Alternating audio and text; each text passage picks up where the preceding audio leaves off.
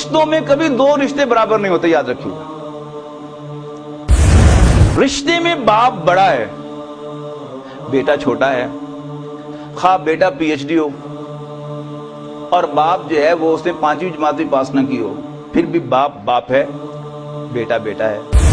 تو یہ دو فیکلٹیز ہیں انسان کی، ایک اس کے جذبات ہیں جو اس کے اندر موومنٹ پیدا کرتے ہیں، اور ایک اس کی فیکلٹی ہے جو اس کے اندر اس کے جذبات کو بریک لگاتی ہے۔ یہ فیکلٹی قرآن مجید میں عقل کہلاتی ہے۔ فرق جذبات کا، عورت ریلیٹیولی زیادہ جذباتی ہے، مرد جو ہے وہ جذبات اس کے اندر بھی ہیں لیکن اس سے اپنے ایکسپریشنز پر کچھ کنٹرول ہے۔ یعنی ہمارے دین نے ڈیورس کا اختیار مرد کو دیا ہے، عورت کو نہیں دیا۔ سردیوں کے دنوں میں امریکہ کے وزٹ پر تھا تو عجیب محسوس ہوا کہ جی مرد سب کے سب جو ہیں وہ پاؤں کی ٹو سے لے کر یعنی یہاں تک ٹائی لگائے ہوئے، اوپر کا بٹن بند کیے ہوئے اور اوپر ہیٹ بھی لیے ہوئے تھے، لیکن اسی ماحول میں عورت بیچاری جو ہے ٹھٹکتی ہوئی ننگی ٹانگوں کے ساتھ، ننگے سر کے ساتھ، ننگی گردن کے ساتھ پھر رہی تھی۔ اس کو کس بولے کتے نے کاٹا تھا؟ وہ بولے کتا مرد ہے جس نے اس کو کاٹ کر اس کو پاگل کر دیا۔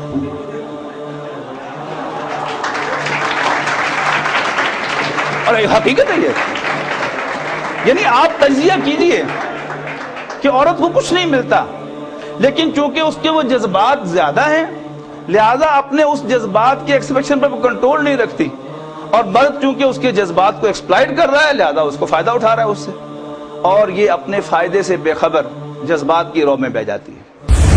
اب یہ پہلی بات جو حضور صلی اللہ علیہ وسلم نے یہاں پر ایڈ کی، بڑی زبردست بات ہے کہ شوہر باہر سے گھر آیا ہے، ہاؤ ٹو ویلکم ہم۔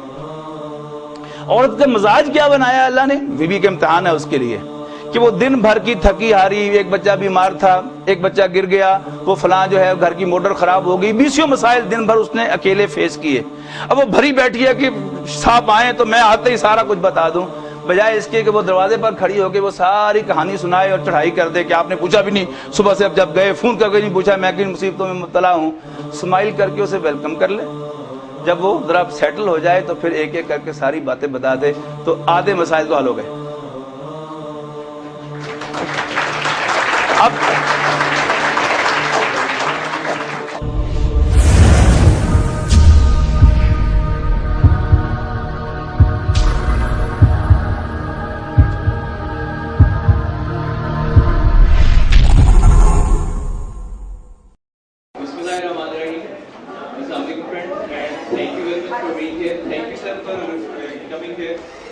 let's start the proceeding with the name of Allah, and I would like to call Mr. Mohsin to start the proceeding.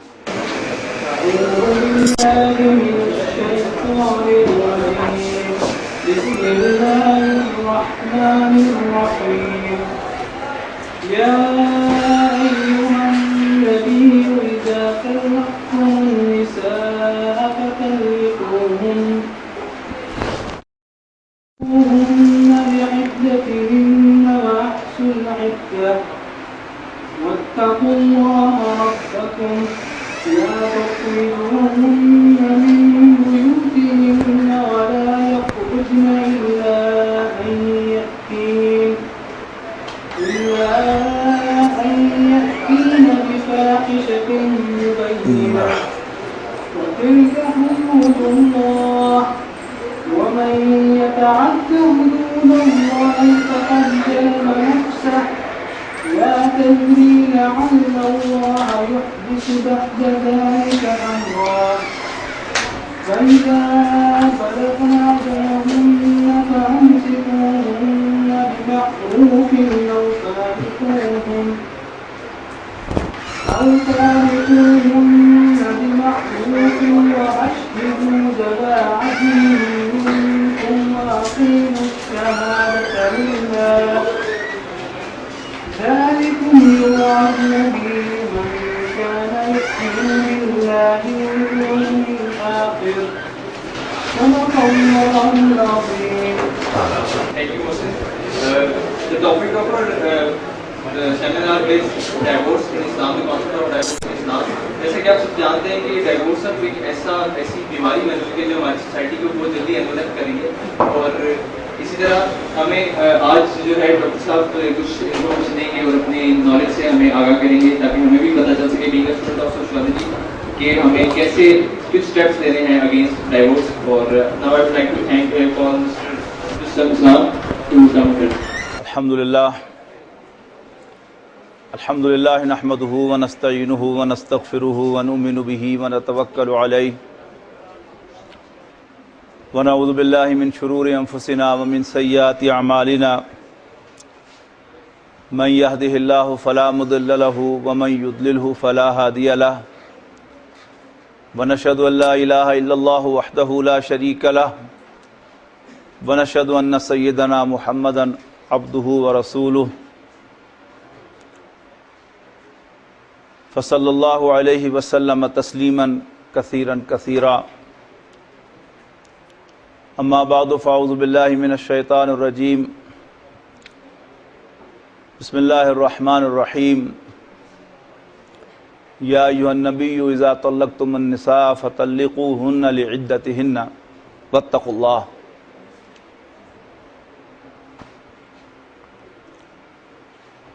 Madam کوتو عین اور عزیز طلباء و طالبات، جیسا کہ آپ کو معلوم ہے کہ آج کی ہماری گفتگو کا موضوع ہے طلاق اور ہمارے دین میں اس کا مقام، اور یہ جاننا کہ طلاق کیوں اتنی عام ہوتی جا رہی ہے اور اپنے معاشرے سے اس کو نکالنے کے لیے ہم کیا کیا میئرز لے سکتے ہیں. جیسا کہ آپ جانتے ہیں طلاق نکاح کے رشتے کو ختم کرنے کا نام ہے. عربی میں اسے طلاق کہتے ہیں اینڈ سو از ان اردو. انگریزی میں اسے ڈیورس کہتے ہیں. لیکن اسلام میں طلاق اور ہے اور انگریزی کی ڈیورس اور ہے. زبان کا، کسی بھی زبان کا اس زبان کے بولنے والوں کے کلچر کے ساتھ بے گہرا تعلق ہوتا ہے. جیسا کہ آپ جانتے ہیں کہ انگریزی زبان میں لینگویج کے اندر جینڈر کا دخل بہت کم ہے. یعنی پروناؤنز کے اندر جا کر صرف ہی اور شی کا فرق ہے، وہ بھی صرف تھرڈ پرسن میں. سیکنڈ پرسن میں you is a common gender. First person میں آ جائیں تو I and we both are common genders. جبکہ عربی زبان میں آپ کو معلوم ہوگا کہ جینڈر ڈفرنس جو ہے وہ لینگویج کے اندر جو ہے وہ بالکل پرویا ہوا ہے.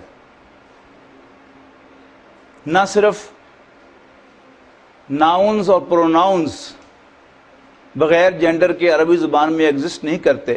عربی زبان میں کسی حد تک اردو کی طرح ورب بھی جینڈر اورینٹڈ ہوتا ہے. جیسے اردو میں کسی حد تک میں نے کہا میں آیا، میں آئی. اب اگرچہ وہ میں جو ہے وہ کامن ہے میسکولن اور فیمینن کے لیے، لیکن ورب جو ہے وہ ڈفرینٹ ہے دونوں کے لیے. اگر کوئی خاتون یہ کہے گی آئی کیم تو وہ اردو میں کہے گی میں آئی. کوئی مرد کہے گا تو وہ کہے گا میں آیا. اس سے کہیں زیادہ فرق آپ کو عربی زبان کے اندر نظر آئے گا. یعنی جینڈر اورینٹیشن عربی زبان کا ایک خاصہ ہے. Third person who, second person who, first person میں البتہ عربی زبان میں جینڈر اسارٹمنٹ نہیں ہے. یعنی انا وہ کامن جینڈر ہے میسکولین کے لیے بھی اور فیمینن کے لیے بھی، اور نحنو وی یہ کامن جینڈر ہے میسکولین کے لیے بھی اور فیمینن کے لیے بھی. اس کے علاوہ تھرڈ پرسن کی 6 کی 6 فارمز وہ جینڈر اورینٹڈ ہیں، اور سیکنڈ پرسن کی 6 کی 6 فارم جینڈر اورینٹڈ ہیں. یہی معاملہ جو ہے پھر اس کلچر کے اندر بھی موجود ہے. اور قرآن مجید عربی زبان میں نازل ہوا. It was not an accident. یعنی بعض لوگ اسے شاید ایکسیڈنٹ سمجھتے ہوں، کہ چونکہ رسول اللہ صلی اللہ علیہ وسلم ہیپن ٹو بی این عرب، لہذا قرآن عربی میں نازل ہو گیا۔ اللہ تعالیٰ کے لیے کوئی مشکل نہیں تھا کہ اپنے آخری پیغمبر کو یورپ میں پیدا کر دیتا، یا ایشیا میں پیدا کر دیتا، یا امریکہ میں پیدا کر دیتا۔ اللہ تعالیٰ کے ہاں یہ سب کچھ جو ہے وہ پلانڈ تھا اس آخری شریعت کے لیے جو آخری پیغمبر کو دی جانے والی تھی۔ ایک بات تو اس مسئلے کو سمجھتے ہوئے یہ ہمارے ذہن میں رہنی چاہیے کہ جیسے عربی زبان میں جینڈر اورینٹیشن انگریزی کے مقابلے میں بہت زیادہ ہے، اردو کے مقابلے میں بھی زیادہ ہے، اسی طرح ایک اور بات جو بنیادی طور پر سمجھنے کی ہے اس مسئلے میں، وہ یہ ہے کہ مرد اور عورت یہ ایک ہی وجود ہیں یا دو مختلف وجود ہیں؟ یعنی انگریزی میں جیسے جینڈر اورینٹیشن لینگویج میں نہیں ہے، اسی طرح ان کے کلچر میں بھی نہیں ہے، ان کے مزاج میں بھی نہیں ہے۔ ویئر ایز عرب مزاج، عرب سوچ، اس کے اندر یہ چیز جو ہے وہ انٹرووون ہے، عربی زبان میں بھی انٹرووون ہے، اور اسی طرح اسلام کی تعلیمات کے اندر بھی یہ چیز جو ہے وہ بالکل اس کا انٹیگرل پارٹ ہے، جینڈر اورینٹیشن۔ رہا مسئلہ کہ فیکٹ کیا ہے، یعنی میں نے یہ کہا نا کہ اللہ تعالیٰ چاہتا تو حضور صلی اللہ علیہ وسلم کو ایشیا یا امریکہ یا یورپ میں پیدا کر دیتا، لیکن ایسا نہیں ہوا، اور یہ کوئی انسیڈنٹ نہیں ہے کہ چونکہ قرآن مجید عرب میں نازل ہوا کوئی انسیڈنٹلی، نو، اللہ تعالیٰ کے فیصلے کے تحت، لہذا عرب کلچر ڈومینیٹ کر گیا اسلام کے اندر، نو، اللہ تعالیٰ نے with his free will end knowledge and wisdom منتخب کیا اہل عرب کو اور عرب کی سرزمین کو کہ آخری پیغمبر حضرت محمد صلی اللہ علیہ وسلم مکے میں پیدا ہوں، عربی زبان بولتے ہوں، اور ان کا تعلق عرب نسل کے ساتھ ہو اور عرب کلچر کے ساتھ بھی ان کا تعلق ہو۔ دو چیزیں جو ہیں وہ آج ایک بہت بڑا کوسچن مارک سوشیولوجی کے اندر رکھتی ہیں، وہ ہے کہ سائنس اور سوشیولوجی کا آپس میں کیا تعلق ہے۔ سیکولر ورلڈ کے اندر جہاں تک سیکولرزم کا بائی ڈیفینیشن تعلق ہے، آکسفورڈ ڈکشنری کے 95 کے ایڈیشن میں سیکولرزم کی تعریف کچھ اس طرح ہے: belief that laws and education should be based on facts and science etc. rather than religion. پھر دہرا رہا ہوں، belief that laws and education should be based on facts and science. یہ facts and science کیا ہے، اس کو اچھی طرح سمجھ لیں اگر سمجھ میں نہیں آیا۔ سائنس کی زبان میں ہر وہ چیز کہ جو حواس خمسہ کی نہ گرفت میں آئے نہ حواس خمسہ اس کو ویریفائی کر سکیں، اس کی کوئی ریئل ایگزسٹنس نہیں ہے۔ In fact that doesn't exist, یعنی حواس خمسہ سے مراد آپ سمجھتے ہوں گے 5 سینسز، ہاتھ سے چھونا، آنکھ سے دیکھنا، کان سے سننا، ناک سے سونگنا، زبان سے چکھنا، یا ان ذرائع سے ویریفائی ہونا۔ مثلا سائنس کا کلیم ہے کہ ہر جگہ الیکٹرو میگنیٹک ویوز موجود ہیں، لیکن یہ ہمارے 5 سینسز میں نہیں آتی، نہ نظر آتی ہیں، نہ سنائی دیتی ہیں، نہ ان کا کوئی ٹیسٹ ہے، نہ ان کی کوئی اسمیل ہے، نہ ہم ان کو ہاتھ سے کیپچر کر سکتے ہیں۔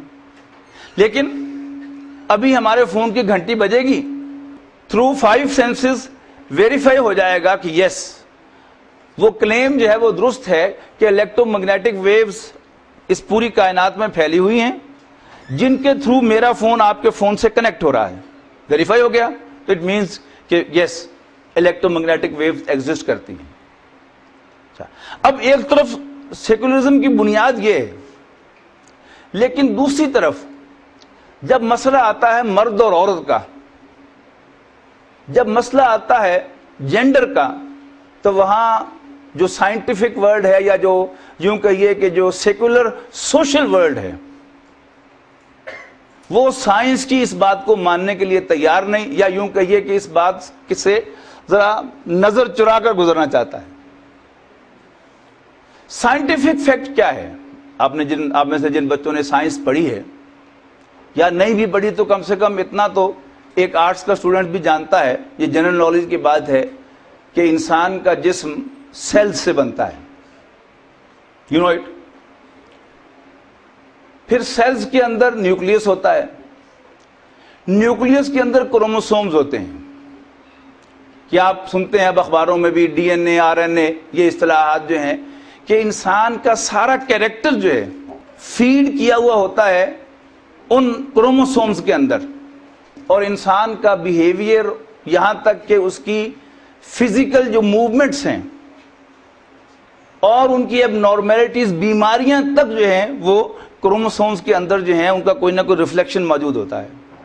اور جدید جو ریسرچ ہو رہی ہے انسان کے بینیفٹ کے لیے، وہ کیا ہے کہ کروموسومز کے لیول پر، آر این اے اور ڈی این اے کے لیول پر مختلف بیماریوں کے اگینسٹ فائٹ کیا جائے، کہ کروموسومز کو جینیٹک انجینئرنگ کے ذریعے سے، اس کو جینیٹک انجینئرنگ کہتے ہیں، جینیٹک انجینئرنگ کے ذریعے سے اس میں سے جو اس کے ویکر پوائنٹس ہیں ان کو فوکس کر کے ان کو وہیں پر جینیٹک لیول پر کر دیا جائے، تاکہ انسان جب بڑا ہو تو اس میں وہ بیماریاں نہ ہوں. مثلا کسی خاندان کے اندر ڈائبٹیز چل رہی ہے، تو اب کوشش یہ ہو رہی ہے کہ اس خاندان کے جینز میں سے ڈائبٹیز کو نکالا جائے، تاکہ اس خاندان میں سے یہ چیز جو ہے وہ ریڈیکیٹ ہو جائے.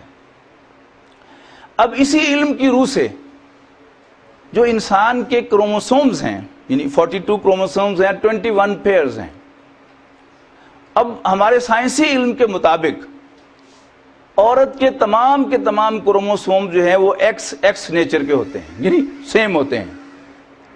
ویئر ایز مرد کے تمام سیلز کے اندر ایک پیئر جو ہے وہ ایکس وائی ہوتا ہے. تو اس کا مطلب کیا ہوا کہ مرد اور عورت کا ہر ایک سیل ایک دوسرے سے مختلف ہے. یعنی اپیرنٹلی تو ہم یہ سمجھتے ہیں نا کہ شاید سوائے ایک آدھ جسم کے عضو کے مرد اور عورت ایک جیسے ہی ہیں، کوئی ایک آدھ عضو کا فرق ہے اور باقی کوئی مونچھ اور داڑھی کا فرق ہے، باقی اور کوئی فرق نہیں ہے. یہ 5 انگلیاں میری بھی ہیں، خاتون کی بھی ہیں،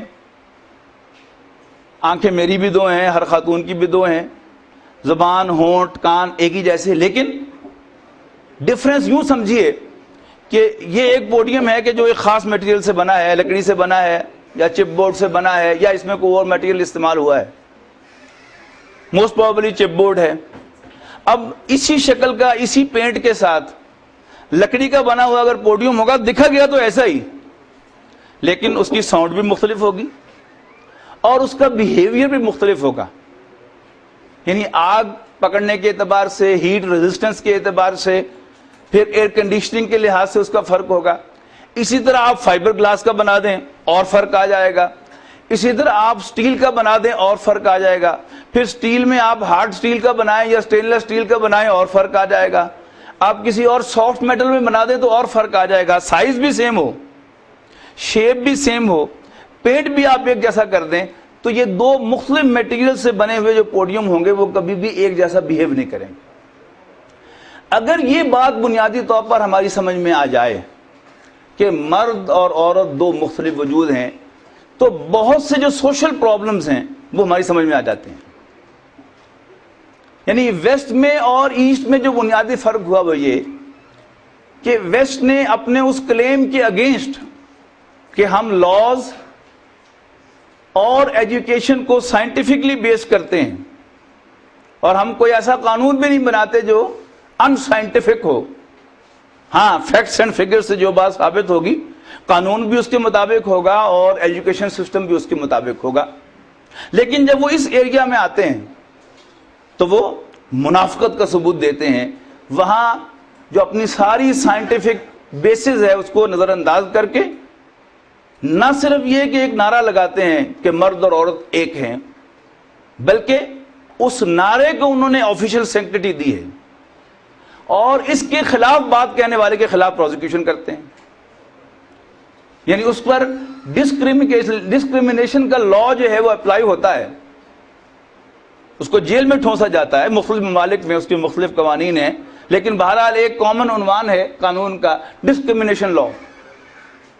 اور اس ڈسکریمنیشن لا کا مطلب یہ ہے کہ کسی بھی اعتبار سے، کہنے کو تو اس میں کہا یہ جاتا ہے کہ مذہبی اعتبار سے، زبانی اعتبار سے، نسلی اعتبار سے، رنگ کے اعتبار سے، مذہب کے اعتبار سے اور جینڈر کے اعتبار سے کوئی ڈسکریمنیشن نہ ہو، لیکن اس کا اصل جو اطلاق ہے وہ اس چیز پر ہے کہ اس پہلو سے اگر کوئی شخص جو ہے وہ یہ کہے گا کہ نہیں یہ دونوں برابر نہیں ہیں تو اس کو پروسیکیوٹ کیا جائے گا.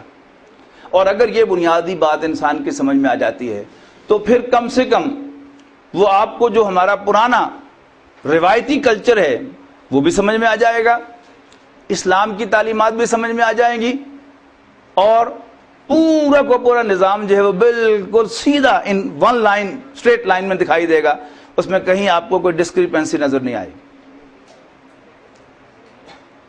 تیسری بات کہ جو اس معاملے میں پریشان کر رہی ہے آج دنیا کو اور ہمیں بھی، یعنی جو ہم ویسٹ اورینٹڈ ہوتے چلے جا رہے ہیں اور زیادہ ہمارا جھکاؤ سوشلی ویسٹ کی طرف ہوتا چلا جا رہا ہے، تو ہمیں بھی یہ پرابلم پیش آ رہی ہے کہ ہم گھر کو ایک بورڈنگ ہاؤس کی طرح ٹریٹ کرتے ہیں.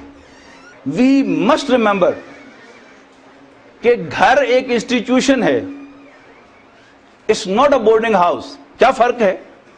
بورڈنگ ہاؤس میں بھی لوگ ایک ہی چھت کے نیچے رہتے، سوتے، اٹھتے، بیٹھتے، کھاتے پیتے ہیں، لیکن وہاں ایک آدمی دوسرے سے ریلیٹڈ نہیں ہوتا ایکسپٹ کہ وہ بورڈ فیلوز ہیں.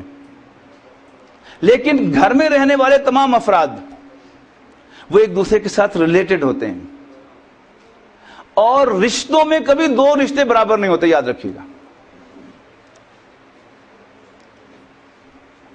باپ بھی انسان، بیٹا بھی انسان، یہاں تو جینڈر ڈفرنس بھی نہیں ہے، لیکن باپ باپ ہے، بیٹا بیٹا ہے. اگر آپ بیٹے کو یہ سبق پڑھائیں گے کہ نہیں بیٹا وہ تمہارا باپ ہے، تو آپ اس فیملی پر بڑا احسان کریں گے کہ وہ فیملی انٹیکٹ رہے گی. بیٹا باپ کی عزت کرے گا کہ وہ میرا باپ ہے. آپ بیٹے سے کہیں نہیں پتر تیرا ابا بھی انسان ہی ہے، what will be the result? اس کا رزلٹ کیا نکلے گا کہ آپ گویا اس بچے کو یہ پٹی پڑھا رہے ہیں کہ کوئی بات نہیں بیٹا، باپ کوئی آسمان سے اتری مخلوق نہیں ہے، اور نو ڈاؤٹ وہ نہیں ہے، لیکن صرف اتنے فرق سے کہ آپ اس کو یہ یاد دلائیں کہ تمہارا باپ بھی انسان ہے، یہاں تو کوئی کروموسومز کا بھی فرق نہیں ہے. وہ بیٹا باپ کی عزت نہیں کرے گا، وہ سمجھے گا کہ وہ میرے جیسا ہی ہے.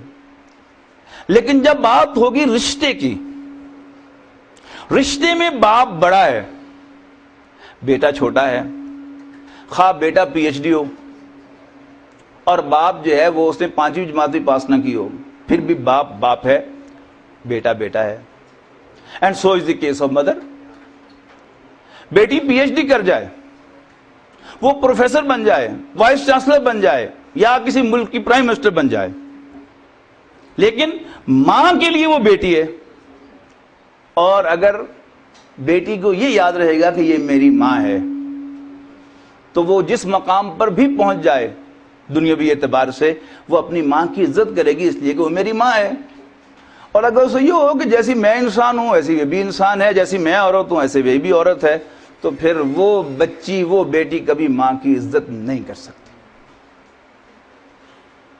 اچھا، اب یہ دو اگر بیسز آپ کے ذہن میں اسٹیبلش ہو جائیں تو پھر اسلام کے سوشل سسٹم کو سمجھنا بڑا آسان ہو جاتا ہے.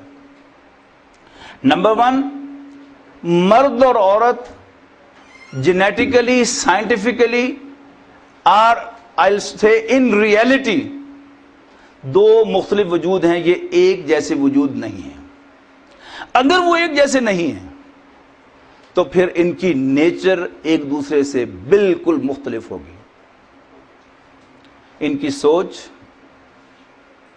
ان کی نفسیات، آج جو ماڈرن لفظ ہم استعمال کرتے ہیں کیمسٹری، وہ مختلف ہے. ان دونوں کی سوچ میں زمین و آسمان کا فرق ہے. ان دونوں کی جو پرسوٹس ہیں ان میں زمین و آسمان کا فرق ہے.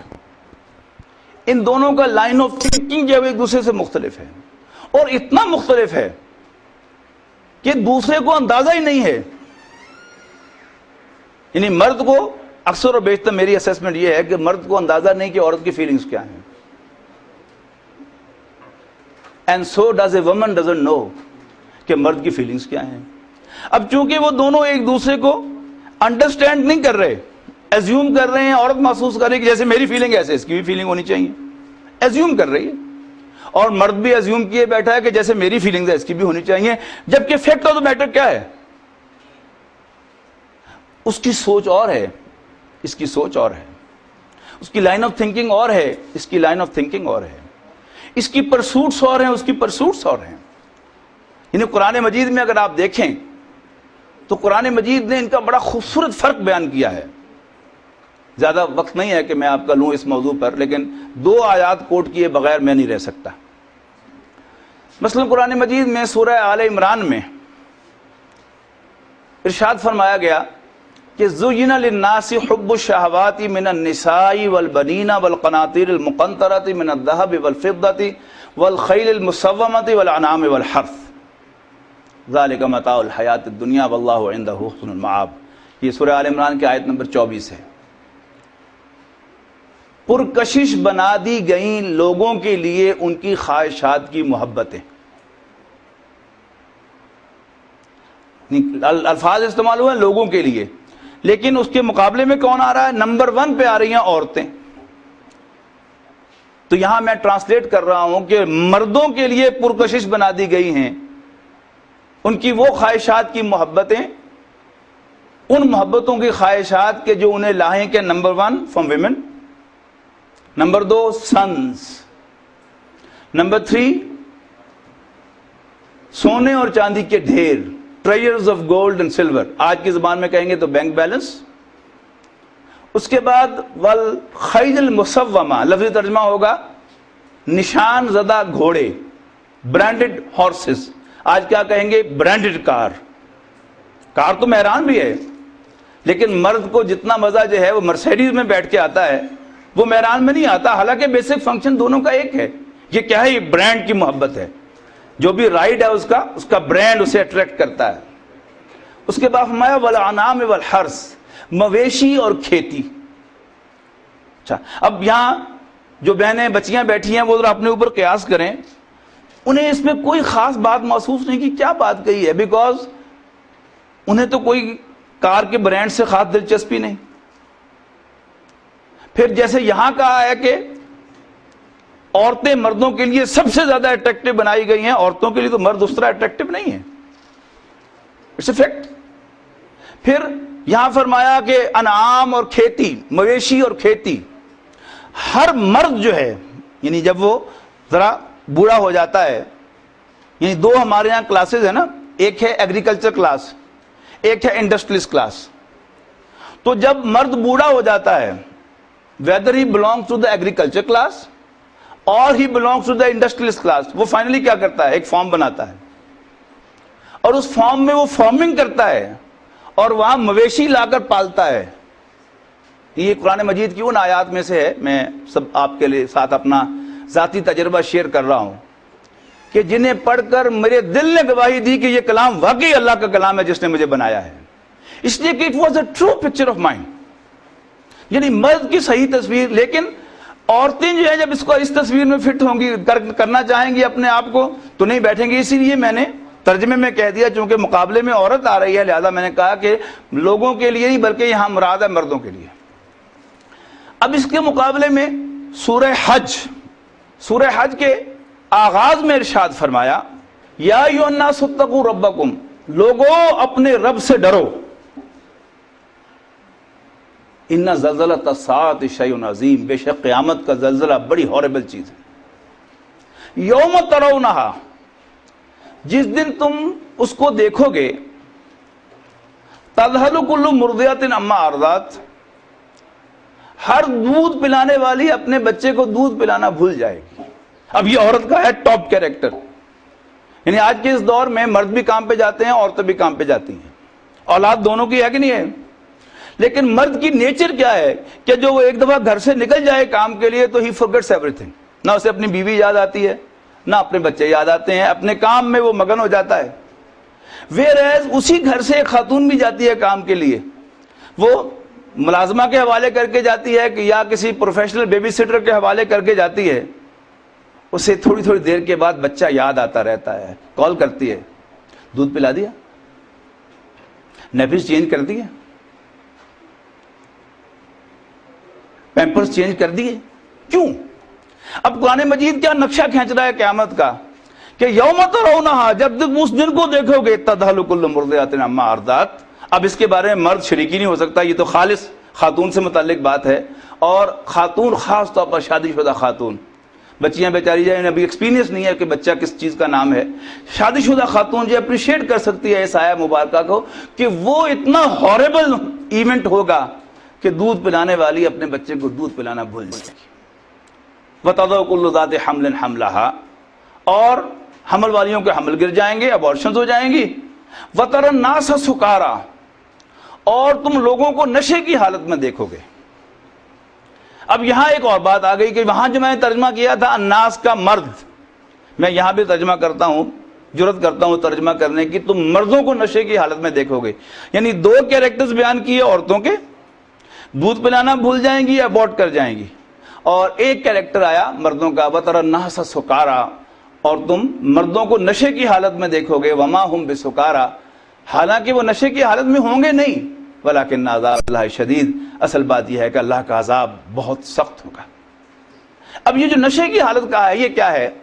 یعنی وہ جو علامہ اقبال نے عشق اور عقل کے حوالے سے بڑا خوبصورت ایک موازنہ ان کے بہت سے اشعار کے اندر ہے، بلکہ پوری غزل جو ہے اسی موضوع پر ان کی بڑی مشہور غزل ہے کہ نالا ہے بلبل شوریدہ تیرا خام ابھی، اپنے سینے میں اسے اور ذرا تھام ابھی، پختہ ہوتی ہے اگر مصلحت اندیش تو عقل، عشق ہو مصلحت اندیش تو ہے خام ابھی، بے خطر کود پڑا آتش نمرود میں عشق، عقل ہے محو تماشائے لبے بام ابھی. اب یہاں جو عشق و عقل کا موازنہ ہے، الہی عقل خجستہ پاک و ذرا سی دیوانگی عطا کر. اور پھر خود وہ کہتے ہیں اپنے بارے میں کہ خرد کی گتھیاں سلجھا چکا میں، میرے مولا مجھے صاحب جنوں کر. اور ان کا رومی کا شعر اسی معنی میں فارسی میں ہے، آزمودم عقل دور اندیش را، بعد ازیں دیوانہ خاد سازم خیش را.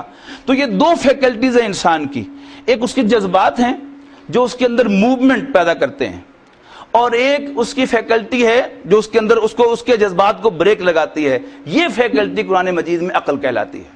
عقل کہتے ہیں عربی زبان میں باندھنے والی چیز کو. یہ آپ جو عربوں کے ہاں ان کے کلچر کا حصہ نا، رومال کے اوپر وہ خوبصورت سی رسیاں جو پڑی ہوتی ہیں انہیں اقال کہتے ہیں. اس کا اوریجن کیا تھا کہ جب عرب، آج تو وہ کیڈلک پر سوار ہوتا ہے ماشاءاللہ، جب وہ اونٹ پہ سوار ہوتا تھا تو اپنے ساتھ ایک رسی بھی رکھتا تھا، اور جب وہ اونٹ سے اترتا تھا، اونٹ کو بٹھانا چاہے تو اس کو بٹھا کر اٹھ کا گھٹنا یوں باندھ دیتا تھا، اور اگر وہ چاہتا کہ ذرا تھوڑا سا چر پھر بھی لے لیکن دور نہ جائے تو اس کا اگلا اور پچھلا پاؤں جو ہے وہ تھوڑے سے لوز رسی کے ساتھ باندھ دیتا تھا کہ لمیٹڈ موومنٹ کر سکے. اس رسی کو اقال کہتے تھے. اسی سے لفظ عقل بنا ہے، یعنی جذبات کو باندھنے والی شے. اب مرد اور عورت دونوں میں جذبات بھی ہیں اور ان پر ایک چیک بھی ہے، کنٹرول بھی ہے. اور یہ چیک اور کنٹرول جو ہے یہی اصل میں حیوانات اور انسانوں کے درمیان مابین امتیاز چیز ہے. یعنی جہاں تک لیبیڈوز کا تعلق ہے یا اینیمل انسٹنکٹس کا تعلق ہے، وہ کامن ہے انسان میں اور حیوان میں. بھوک انسان کو بھی لگتی ہے، حیوان کو بھی لگتی ہے، پیاس اسے بھی لگتی ہے، اسے بھی لگتی ہے، سیکس اس کے اندر بھی ہے، اس کے اندر بھی ہے، ریٹیلیشن اس کے اندر بھی ہے، اس کے اندر بھی ہے. What's the difference? ایک جانور کو جب بھوک لگ جائے اور اس کا پسندیدہ کھانا بھی اس کی ودن اپروچ آ جائے تو جانور کے پاس انٹرنلی کوئی میکینزم نہیں ہے کہ اپنے آپ کو کھانے سے روک سکے. And so is the case of other things. پیاس لگ جائے اور پانی تک منہ اس کا پہنچ جائے تو وہ نہیں روک سکتا. ہاں اس کو مالک باغ کھینچ لے اس کی اور پانی تک منہ پہنچنے نہ دے، وہ ایک اور بات ہے. تو جب یہ انسان کیا ہے، اسے بھی بھوک لگتی ہے، پیاس لگتی ہے، اس کے اندر بھی جنسی جذبہ ہے، اسے بھی غصہ آتا ہے، لیکن اس کے پاس ایک بریک فینومینن بھی ہے. یعنی جذبات اگر ایکسلریٹر ہیں تو بریک کیا ہے، وہ کیا ہے، وہ اس کی عقل ہے، عقل فینومینن. یہ پورا فینومینن ہے، ایک انسان کی فیکلٹی ہے جو اس کو روکتی ہے. اب اس کے اعتبار سے اگر دیکھا جائے تو مرد اور عورت کے درمیان جو اصل فرق ہے وہ یہی ہے کہ مرد کو اللہ تعالیٰ نے ریلیٹیولی اسٹرانگ یعنی جو بریک فینومینن کے ساتھ پیدا کیا ہے کہ وہ اپنے جذبات میں ایکسپریشن پر ایک کنٹرول رکھتا ہے، ویئر ایز عورت کو اللہ تعالیٰ نے ریلیٹیولی جذباتی پیدا کیا ہے۔ باقی آگے لسٹ ہے کہ وہ جذبات کو فوکس کریں گے تو جو دونوں آیتیں میں نے سنائی ہیں کہ مرد کے جذبات میں سر فہرست سیکس ہے، عورت کے جذبات میں سر فہرست جو ہے وہ ماں کی ممتا ہے۔ یعنی مرد جو ہے وہ مرتا مر جائے، نیک سے نیک مرد جو ہے وہ بھی تاک جھانک سے باز نہیں آ سکتا، اس کی نیچر کا حصہ ہے۔ ویئر ایز عورت جو ہے آپ نے نوٹ کیا ہوگا، ایک عورت شادی شدہ عورت ہے، اس کے بال بچے ہیں، وہ گھر میں سکون کے ساتھ ہے، اس مذہب کے ساتھ کوئی تعلق اس کا نہ ہو، وہ بھی شی ڈزنٹ لک اراؤنڈ۔ میرا انالیسس تو یہی ہے، آپ بھی مجھ سے اگری کریں گے، اس سے ضرورت نہیں ہوتی ادھر ادھر دیکھنے کی، جبکہ مرد کی نیچر یہ قرآن مجید کی اس پکچر جو قرآن مجید نے بیان کی ہے سورہ آل عمران کے، اس کے عین مطابق ہے۔ اب اس کو لے کر آپ آگے چلیں، فرق جذبات کا، عورت ریلیٹیولی زیادہ جذباتی ہے، مرد جو ہے وہ جذبات اس کے اندر بھی ہیں لیکن اس سے اپنے ایکسپریشنز پر کچھ کنٹرول ہے۔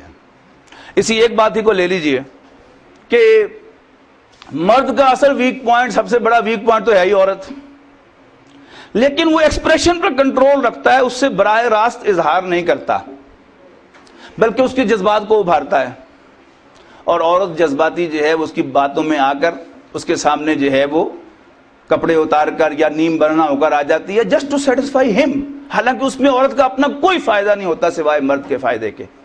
یعنی اس میں جو خاص طور پر ویسٹ کے ماحول کے اندر آپ دیکھیں، بڑا عجیب مجھے تجربہ ہوا، سردیوں کے دنوں میں امریکہ کے وزٹ پر تھا، تو عجیب محسوس ہوا کہ جی مرد سب کے سب جو ہیں وہ پاؤں کی ٹو سے لے کر یعنی یہاں تک ٹائی لگائے ہوئے، اوپر کا بٹن بند کیے ہوئے اور اوپر ہیٹ بھی لیے ہوئے تھے، لیکن اسی ماحول میں عورت بیچاری جو ہے ٹھٹکتی ہوئی ننگی ٹانگوں کے ساتھ، ننگے سر کے ساتھ، ننگی گردن کے ساتھ پھر رہی تھی۔ اس کو کس بولے کتے نے کاٹا تھا؟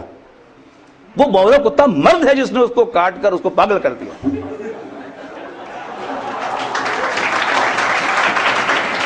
اور یہ حقیقت ہے یہ، یعنی آپ تجزیہ کیجئے کہ عورت کو کچھ نہیں ملتا، لیکن چونکہ اس کے وہ جذبات زیادہ ہیں لہذا اپنے اس جذبات کے ایکسپریشن پر وہ کنٹرول نہیں رکھتی، اور مرد چونکہ اس کے جذبات کو ایکسپلائٹ کر رہا ہے لہذا اس کو فائدہ اٹھا رہا ہے اس سے، اور یہ اپنے فائدے سے بے خبر جذبات کی رو میں بہ جاتی ہے۔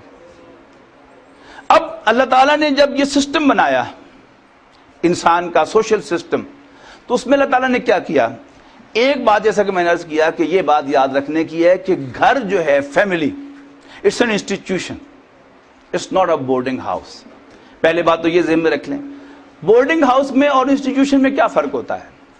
اگرچہ بورڈنگ ہاؤس کا بھی کوئی نہ کوئی پریفیکٹ ہوتا ہے، وارڈن ہوتا ہے، لیکن اس کی کوئی خاص حیثیت نہیں ہوتی سوائے یعنی کو باہر کے جو امور ہیں ان کو وہ ہینڈل کرتا ہے، لیکن انٹرنلی ہر کمرہ جو ہے بورڈنگ ہاؤس کا اس میں رہنے والے جو ہیں وہ انڈیپینڈنٹ ہوتے ہیں۔ اس کے مقابلے میں ایک گھر جو ہے وہ ایک انسٹیٹیوشن ہے۔ انسٹیٹیوشن کے کیا معنی ہے؟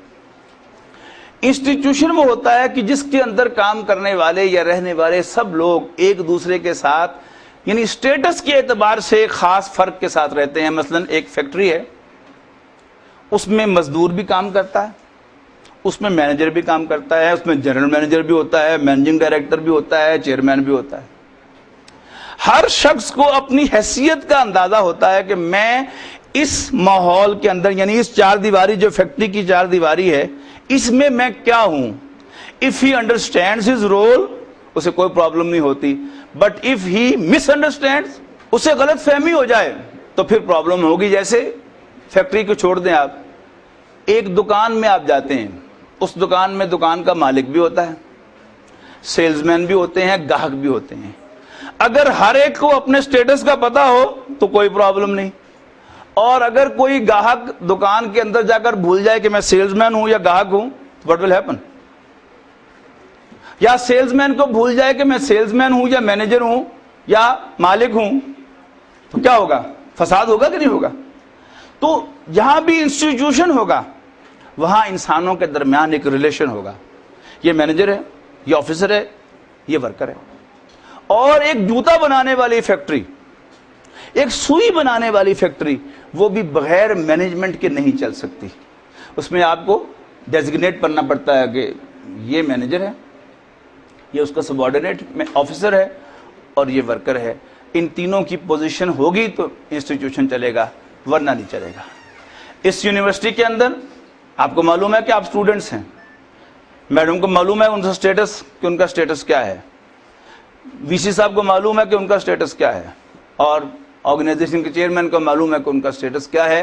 جب تک یہ اورینٹیشن ذہنوں کے اندر صحیح ہے دیر ول بی نو پرابلم, اور جب یہ سٹیٹس جو ہے وہ گڑبڑ ہوگی, یہ بھول جائے گا تو گڑبڑ پیدا ہونا شروع ہو جائے گی. سب سے پہلی بات, گھر ایک ادارہ ہے. پھر اس ادارے میں اللہ تعالیٰ نے یعنی ود آل ہز اتھارٹی مرد کو گھر کا انچارج مقرر کر دیا ہے. یعنی قرآن مجید نے بڑی زبردست انداز اختیار کیا ہے. ویسے قرآن مجید مختلف باتیں جو ہے وہ دلیل سے بیان کرتا ہے, لیکن جو بڑے بڑے ایشوز ہیں قرآن مجید نے بغیر دلیل کے بیان کیے ہیں. مثلا سود کے بارے میں کہا کہ یہ کہتے ہیں کہ جی انما البیع مثل الربا, کہ جی کیا فرق ہے سود میں اور کاروبار میں, یہ بھی تو ایسا ہی ہے, یہاں بھی ہوتا ہے فائدہ ہوتا ہے, اس میں بھی آپ کسی کو لون دیتے ہیں, کیا فرق ہے.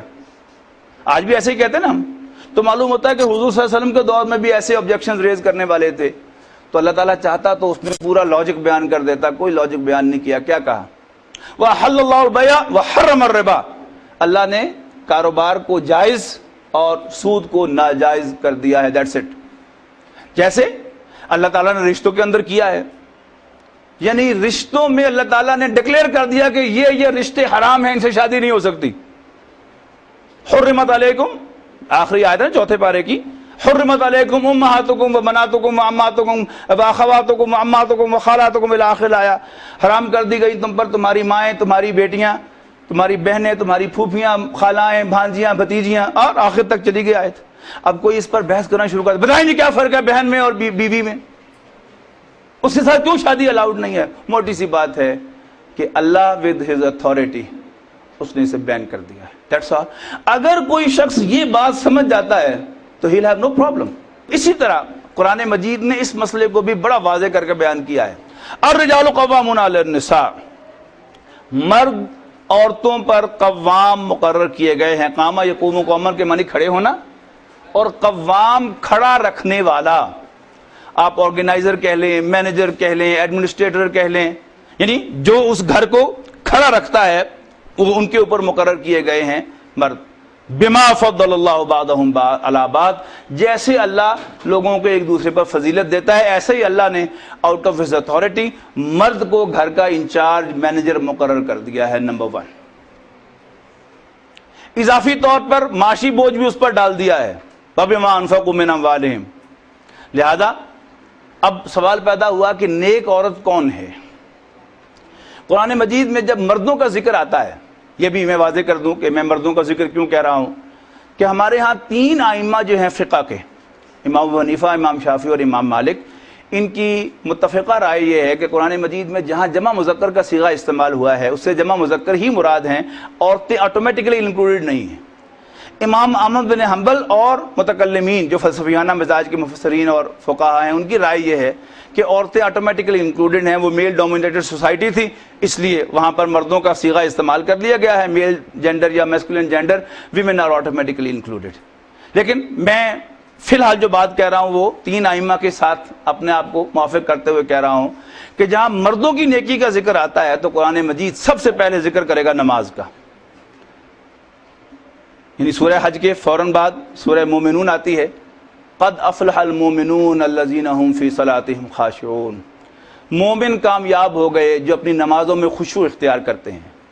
پھر سورہ معارج میں انسان بڑا تھردلا واقع ہوا ہے کہ جب کوئی خیر ملتا ہے تو کنجوسی کرتا ہے, اور اگر برائی آئے تو شور مچاتا ہے, جزا فضا کرتا ہے, وہ مارا گیا, لوٹا گیا. الا المصلین, سوائے نمازیوں کے, الذین هم علی صلاتهم دائمون, جو نماز میں دوام اختیار کرتے ہیں, کنسسٹنٹلی نماز پڑھتے ہیں. اب یہاں پر عورت کو ڈیفائن کیا گیا, نیک عورت کون ہے. فرمایا فالصالحات قانتات, لہذا نیک عورتیں وہ ہیں کہ جو اپنے شوہروں کی فرما بردار ہیں. یعنی ہماری بوڑھی مائیں, وہاں مرد جو ہے وہ آج کے مرد سے بھی زیادہ اکھڑ ہوا کرتے تھے, لیکن کیوں 35 40 60 سالہ ازواجی زندگی اکٹھے کیسے گزر جاتی تھی. ایک پٹی ان کو پڑھائی جاتی تھی کہ بھئی تمہارا شوہر جو ہے وہ تمہارا مجازی خدا ہے اور تم نے اس کی بات ماننی ہے. اب جہاں دو برتن ہوں گے وہ کھڑکیں گے تو صحیح ضرور, لیکن اگر وہ کھڑک جو ہے وہ یعنی اس کو پراپر لائن مل جائے کہ اب کھڑک کر کھسکنا کیسے ہے, اپنے آپ کو ایڈجسٹ کرنا ہے کیسے کرنا ہے, تو برتن گرے گا نہیں کوئی.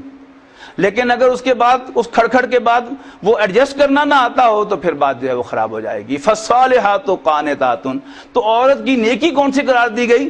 فرما برداری.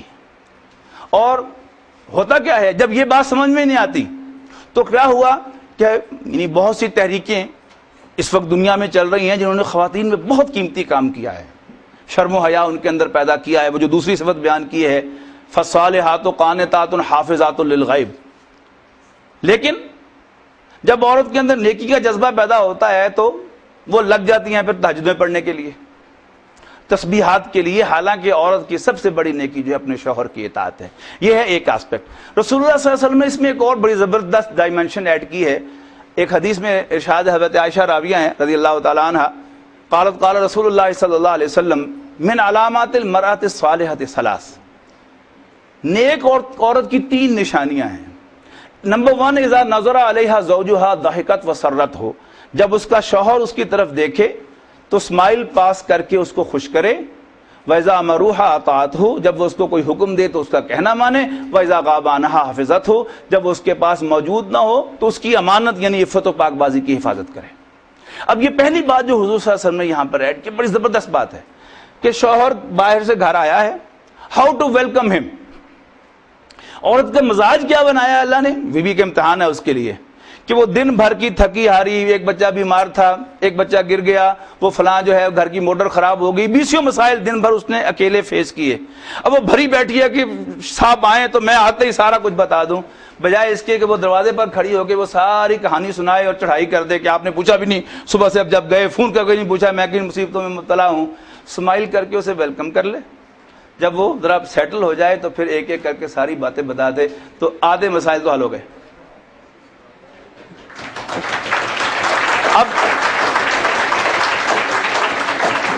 اب دوسری طرف آئیے, سورہ تغابن 28ویں پارے کی سورت ہے, یہ سورہ طلاق کے بالکل پیچھے, جسٹ بفور دیٹ. اب اس طلاق میں بڑے خوبصورت حکم آیا ہے مردوں کو, یا ایھا الذین آمنوا, اے ایمان والو, ان من ازواجکم و اولادکم عدو لکم فاحذروا, بے شک اے ایمان والو تمہاری بیویوں اور تمہاری اولاد میں سے کچھ تمہارے دشمن بھی ہیں. فاحذروہم, تو ان سے ہوشیار رہو. یعنی اگر دشمنوں کو 2 قسموں میں تقسیم کیا جائے تو one is the type of enemy جس سے فائٹ کیا جاتا ہے, دس از دا ٹائپ آف اینیمی جس سے فائٹ نہیں کرنا, بس ہوشیار رہنا ہے کہ تمہیں کہیں نقصان نہ پہنچا دیں. لیکن ان کے ساتھ ان کو ٹیکل کیسے کرنا ہے ان کی دشمنی کو, اب سنیے ذرا. وَإِن تَعْفُوا وَتَصْفَحُوا وَتَغْفِرُوا فَإِنَّ اللَّهَ غَفُورٌ رَحِيمٌ, اگر تم درگزر کرو گے, درگزر کہتے ہیں چھوڑ دینے کو, یعنی داڑھی کا حکم جو حضور صلی اللہ علیہ وسلم نے دیا ہے اس میں بھی یہی لفظ اف استعمال ہوا ہے, اعفوا اللحا وقص الشوارب, داڑھیوں کو چھوڑ دو اور مونچھوں کو تراشو. تو اف کہتے ہیں چھوڑ دینے کو, کہ آپ نے کوئی غلط کام دیکھا تو ضروری نہیں ہے کہ ہر وقت اس کا آپ نوٹس ہی لیں اور ڈانٹ ڈپٹ کریں اور تھپڑ ہی لگائیں اس کے اوپر, نو, اگنور کر دیں, لیٹ اٹ کنٹینیو. پھر دوسرا لفظ استعمال کیا تصفحو. تصفحو کیا ہے, یعنی پیپر جو ہوتا ہے اس کے 2 ہوتے ہیں نا پیجز, یہ ایک صفحہ ہے اس کا, یہ دوسرا صفحہ ہے اس کا. یہ صفحہ اس کو نہیں دیکھ سکتا اور یہ صفحہ اس کو نہیں دیکھ سکتا, اس سے فرمایا تصفحو, چشم پوشی کرو, turn blind eye to it. اور تیسری بات فرمائی وہ بھی یہی بات, لیکن 3 دفعہ اس کو ایمفسائز کیا, وَتَغْفِرُوا and forgive فَإِنَّ اللَّهَ غَفُورٌ رَحِيمٌ, then Allah Almighty indeed is also forgiving, merciful. تو انسان کا بڑا عجیب مزاج اللہ نے بنایا ہے کہ جب انسان اپنوں سے چھوٹوں کو ڈیل کرتا ہے تو بڑا آئیڈیلسٹ بن جاتا ہے. امریکہ میں ہمارے ایک دوست تھے تو ان کے میں نے فون کیا, پوچھا کہ ہیں, ان کے علیہ نے کہا کہ نہیں ہے, تو میں نے کہا کہ جی آئیں تو بتا دیجیے گا, میں ڈاکٹر سمیع بول رہا ہوں, تو مجھے فون کر لیں. انہوں نے کہا بھائی صاحب میرا بھی ایک کام کر دیں. میں نے کہا جی. انہوں نے کہا جی آپ کے بھائی ڈانٹتے بہت ہیں. خیر ملاقات ہوئی ان سے تو میں نے ان سے کہا کہ جی یہ آپ نے شکایت کی تھی آپ کے بارے میں, انہوں نے کہا کہ جی میں اصل میں پرفیکشنسٹ آدمی ہوں، اور جب کام پرفیکٹ نہ ہو تو مجھے اس پہ غصہ آ جاتا ہے۔ یہ انسان کی بڑی غلط فہمی ہے۔ None of us is perfect, perfection ختم ہو گئی حضرت محمد مصطفیٰ صلی اللہ علیہ وسلم پر۔ معصوم اور پرفیکٹ صرف نبی ہوتا تھا، اور جب نبوت حضور صلی اللہ علیہ وسلم پر ختم ہو گئی تو نہ میں پرفیکٹ ہوں، نہ زید پرفیکٹ ہے، نہ بکر پرفیکٹ ہے، کوئی ہم میں سے پرفیکٹ نہیں ہے۔ وی آر شارٹ ہیئر اور دیر، وی آر رانگ ہیئر اور دیر۔ اب ہم جب اللہ کے سامنے دعا مانگتے ہیں، کہتے ہیں کہ یا اللہ تو بڑا غفور الرحیم ہے، مجھے معاف کر دے، تو مجھے موت پڑتی ہے اپنے چھوٹوں کو معاف کرتے ہوئے۔ تو یہ دو رخ جو ہیں اس کے، کہ عورت کے لیے انسٹرکشن رسول اللہ صلی اللہ علیہ وسلم کی اذا نظر علیہا زوجہا ضحکت وسرت، اور اسی کا ایک اور پہلو بھی ہے۔ آج ہم جس ماحول میں رہ رہے ہیں، یہاں ادر دین ہز وائف، مرد کو جو خاتون مل رہی ہے وہ سمائلز کے ساتھ اس کو ویلکم کر رہی ہے، اور گھر جاتا ہے تو جسے سمائل کرنا چاہے وہ اس کو سمائل کرنے کو تیار نہیں ہے۔ اس کے پھر اب وہ جو منفی نتائج ہیں وہ بھی آپ کو مد نظر رکھنی چاہیے۔ میں بڑی سیریس باتیں کر رہا ہوں، یہ مذاق والی باتیں نہیں ہیں، آئی ایم ویری سیریس، کہ اس کے جو کانسیکوینسز ہیں اس کو بھی مد نظر رکھنا چاہیے۔ اب وہ ایک طرف ایک خاتون نے یہ بات حضور صلی اللہ علیہ وسلم کی نہیں سمجھی، اب ایک تو پہلے ہی اس کی گھر میں انٹرسٹ ایک طرف سے کم ہوئی، اور دوسرا نیگیٹو کام یہ ہوا کہ کسی اور جگہ گھر سے باہر اس کی انٹرسٹ ڈیولپ ہونی شروع ہو گئی، یعنی all those who are smiling to him، اب وہ اچھی لگنی شروع ہو گئی، اور اس کی اپنی بیوی، حالانکہ اس کے لیے سب سے قیمتی کون ہے؟ اس کی بیوی ہے، اس میں لاکھ خامیاں ہوں، اس میں ہزاروں کوتاہیاں ہوں، اس کے بچوں کی ماں ہے، وہ اپنا گھر بار چھوڑ کر اس کو گھر کو بسانے کے لیے آئی ہے، وہ تو اس کی موسرہ ہے۔ لیکن جب شیطان جو ہے وہ آتا ہے اور اللہ اور اس کے رسول کی انسٹرکشن ہمیں بھول جاتی ہیں، پھر ہماری سزا کیا ہے؟ کھائیں دھکے پھر۔ تو یعنی اور کوئی لمبی چوڑی بات نہیں ہے، یعنی ایک تو وہ بنیادی جو فرق میں نے آپ کو دو بتائے ہیں، مرد اور عورت کی نیچر کو فرق کیجیے، دو مختلف وجود ہیں، ان کا بیہیویئر مختلف ہوگا۔ پھر میں نے آپ کو بتایا کہ مرد کی نیچر کا حصہ ہے کہ اس کو سب سے زیادہ کشش جو ہے عورت کے اندر ہے۔ عورت کی ویک پوائنٹ کیا ہے؟ عورت کا ویک پوائنٹ کیا ہے؟ اس کی مامتا، بچہ اس کا ویک پوائنٹ ہے۔ پھر میں نے آپ سے عرض کیا کہ اللہ تعالیٰ نے آؤٹ آف ہز اتھارٹی مرد کو گھر تک قوام بنایا، ایسے نہیں بنایا۔ مینیجر شوڈ بی سینسیبل مین، جذباتی نہیں ہونا چاہیے مینیجر کو۔ اور جب یہ فرق ملحوظ رہتا ہے تو ڈیورس ریٹ کم ہو جاتا ہے، یعنی ہمارے دین نے ڈیورس کا اختیار مرد کو دیا ہے، عورت کو نہیں دیا۔ اگرچہ مرد اگر اپنا حق خود سرنڈر کر دے تو عورت کو مل جاتا ہے، تفویض کر دے تو شرعی نقطہ نگاہ سے، لیکن اللہ نے نہیں دیا۔ عورت چونکہ جذباتی ہے، ذرا اس پر کوئی کنسٹرینٹ آتا ہے تو وہ کہتی ہے کہ میں نے تو اس گھر میں کوئی سکھ نہیں دیکھا، آپ مجھے فارغ کر دیں۔ اب یہ مرد کا کام ہے کہ وہ عقل مندی کا ثبوت دے اور جھٹ اس کو طلاق نہ دے مارے۔ شوق ابزاربر اس کے اندر ہونا چاہیے، عقل مندی کا ثبوت وہ دے۔ اللہ تعالیٰ نے اس کو زیادہ عقل عطا کی، عورت کے مقابلے میں اس کو زیادہ جذباتی بنایا ہے۔ اگر یہ بھی جذباتی طریقے سے بیہیو کرے گا تو پھر گاڑی نہیں چلے گی۔ یعنی عورت کو انسٹرکشن ہے کہ وہ اسمائل کرے، سے وہ اسمائل نہیں کرتی، ہی شوڈ بی سینسیبل انف کہ اب وہ اس نے اسمائل نہیں کیا، اس نے ذرا سخت جملے چار کہے، یہ 10 اوپر سے جواب میں کہے گا تو پھر گھر چل رہا۔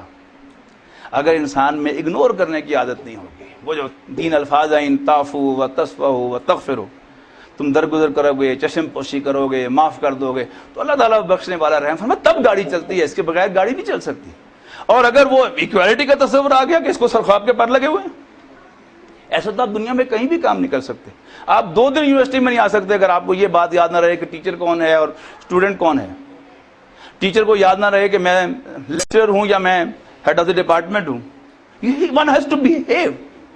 تو یہ بیہیو کرنا یہی ہوتا ہے اسٹیٹس کے اعتبار سے کہ who is who to me, who is what to me. اگر یہ پتا ہو، آفیسر کو پتا ہو، باس کو پتا ہو کہ میں نے سبارڈینیٹس کے ساتھ شفقت سے پیش آنا ہے تو ڈپارٹمنٹ انٹیکٹ رہتا ہے۔ اور چھوٹوں کو پتا ہو کہ ہم نے بڑوں کی عزت کرنی ہے اور کہنا ماننا ہے تو گاڑی چلتی ہے، ورنہ گاڑی نہیں چلتی۔ باقی فقہی معاملات میں جانے کا اور جو اختلافات ہیں 3 طلاقیں 10 طلاقیں وہ آپ کو سارے معلوم ہیں، وہ یہ وقت نہیں ہے کہ اس کے بارے میں پڑھوں۔ ویسے بھی ابھی چونکہ آپ بچے ہیں، آپ کو زیادہ ابھی ان مسائل کا اندازہ بھی نہیں ہے، ان کی کمپلیکیشنز کا بھی اندازہ نہیں ہے۔ بڑے ہو جائیں گے تو انشاءاللہ آپ کے لیے وقت ہوگا کہ آپ خود پھر ان کا مطالعہ کریں۔ اگر یہ بنیادی باتیں آپ کے ذہن میں ہوں گی تو انشاءاللہ there should be no problem. بہت شکریہ.